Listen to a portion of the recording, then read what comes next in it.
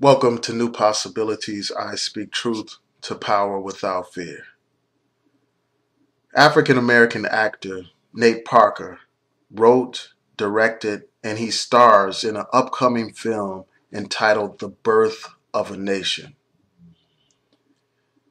The film is about the life of Nat Turner. Nat Turner led a slave revolt in Southampton, Virginia on August 21st, 1831. During that revolt, he liberated many slaves, and they went from plantation to plantation, killing the slave master.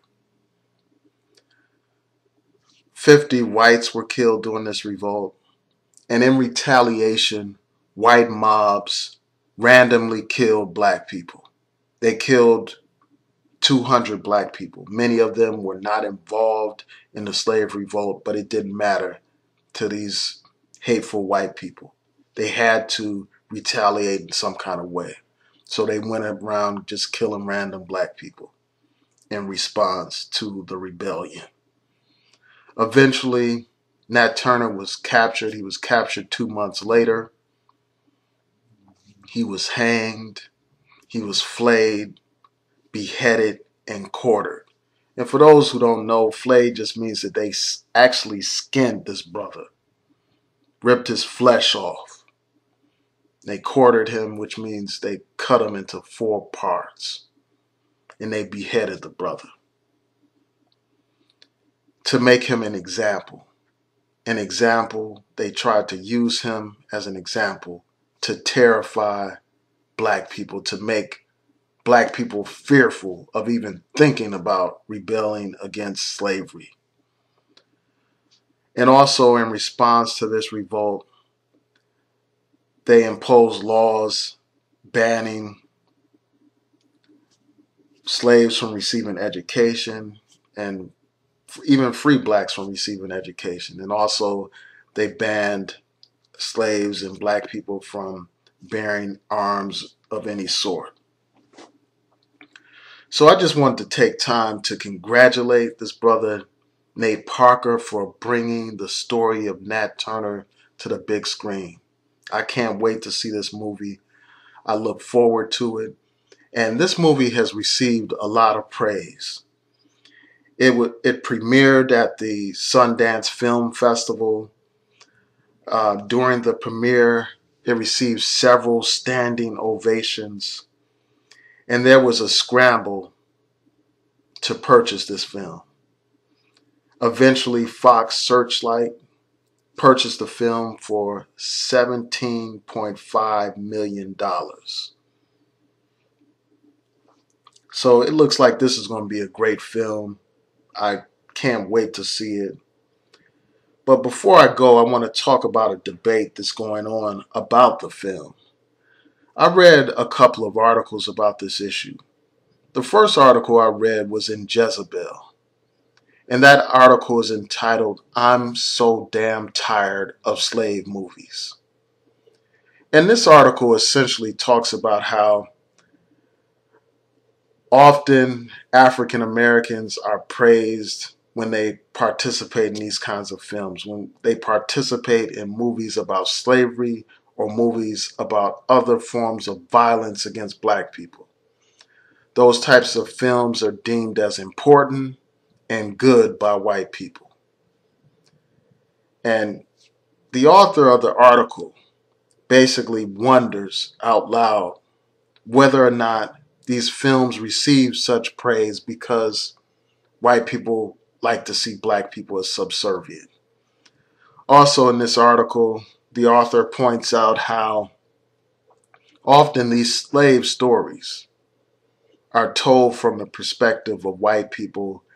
And then the author goes on to talk about how Hollywood does not present the fullness of our experience as a people.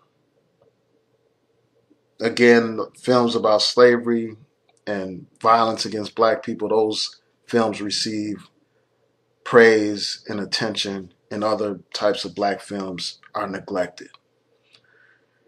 In response, someone wrote an article in The Nation magazine Actually, the author's name is Michael Denzel Smith, and he points out how, actually, the name of his article, let me say the name of his article first. The name of his article is Why I'm Ready for More Slavery Films. And he talks about how film helps create the American memory. It develops the American consciousness. By talking about slavery, it makes the nation reflect on slavery. It makes the nation think about slavery and deal with the issue of slavery. He talks about how film has the ability to reach more people than books do. He talks about how it's hard to get 1 million people to read one book, but with film you can get 10 million people to watch or more. And the message spreads wider and greater. And also in the article, he talks about how really there aren't that many slave movies that have received praise. There aren't that many slave movies, period. That's one thing that he points out. And he counts out the movies. And I'll include links to both of those articles in the description box to this video. Also, I'll include a link to Wikipedia, which provides a very brief summary of Nat Turner's life so that you can read it for yourself. And I encourage people to read books. But after I read those two articles, they just made me think about some things, and I just want to talk about those briefly. The first thing that I want to say is this. Whenever white people praise black people in a great way, when they're overly enthusiastic about praising black people, I have to be honest, I become skeptical at that point.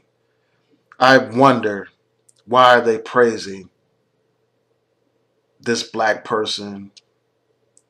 Why are they praising these particular black people? I have to view it with skepticism because often when black people receive praise, it's not for the right reasons. It's because we are in some way um, feeding into stereotypes or doing something at the behest of white supremacy. And that's not always the case, but often that is the case. So I was somewhat skeptical. I wondered why black people were, white people were praising this film so much. So that is a cause of concern. I mean, it may not be much of a concern. It may not be representative of anything other than it being a great film. But I'm skeptical, I just have to admit.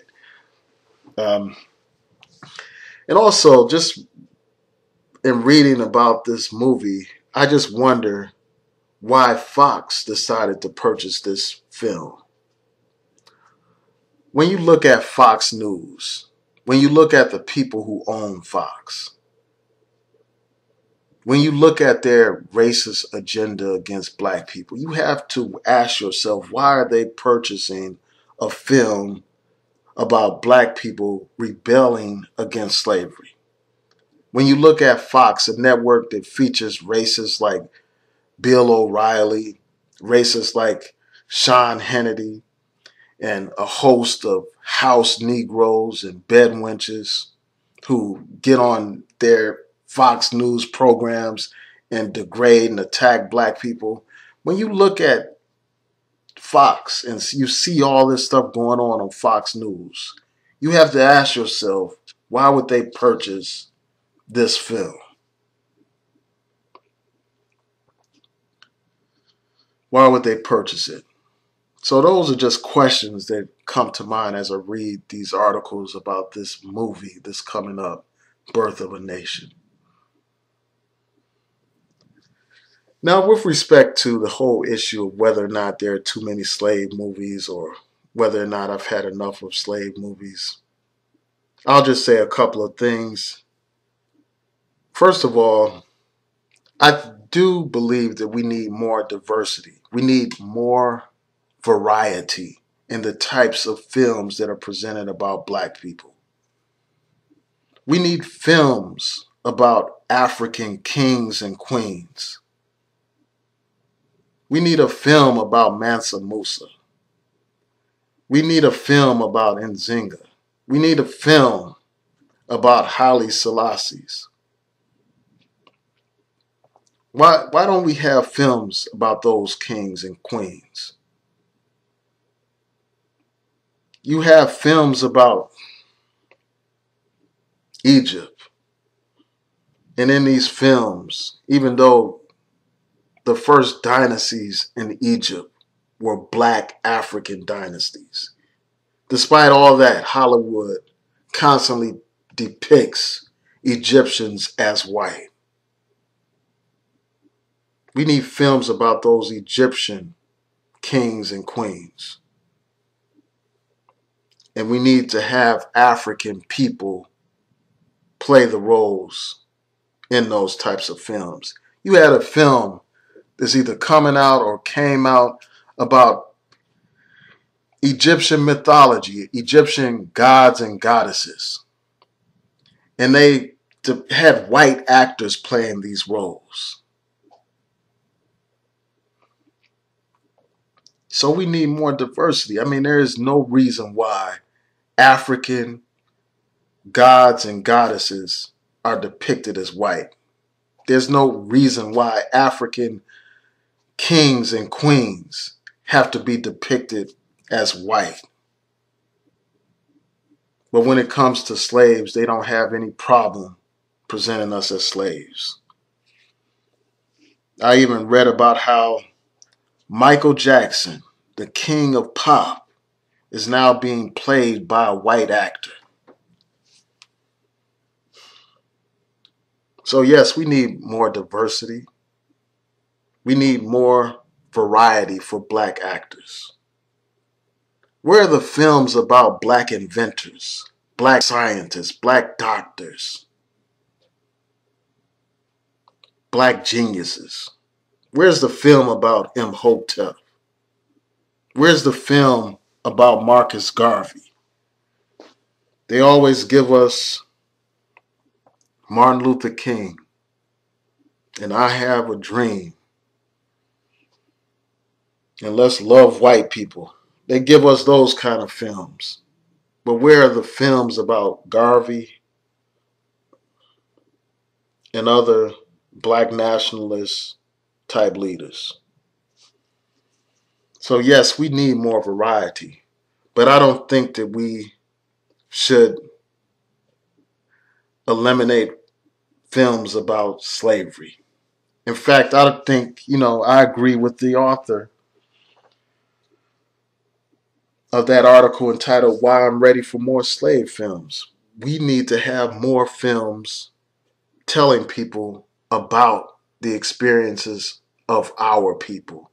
We need more films that talk about our history, the history of slavery, but also other types of history, other experiences of black people, stories about our accomplishments against the odds, stories that will inspire us to advance as a people. If there are going to be stories about slavery, I would prefer stories about resistance, stories like this one, stories about people like Nat Turner and Gabriel Prosser and Denmark Vesey. Those kind of stories. I want to hear more of those stories, stories of resistance, stories of black people standing up against white supremacy. You never hear Jews say we don't need any more movies about the Holocaust. You don't hear that. They want people to remember the Holocaust. In fact, they say never again, and they say we'll never forget. But when it comes to black people, the attitude is get over it, forget about it. And that's a damn shame. I have to admit, these films are painful to watch. You know, when I saw 12 Years a Slave, that was a very traumatic movie to watch.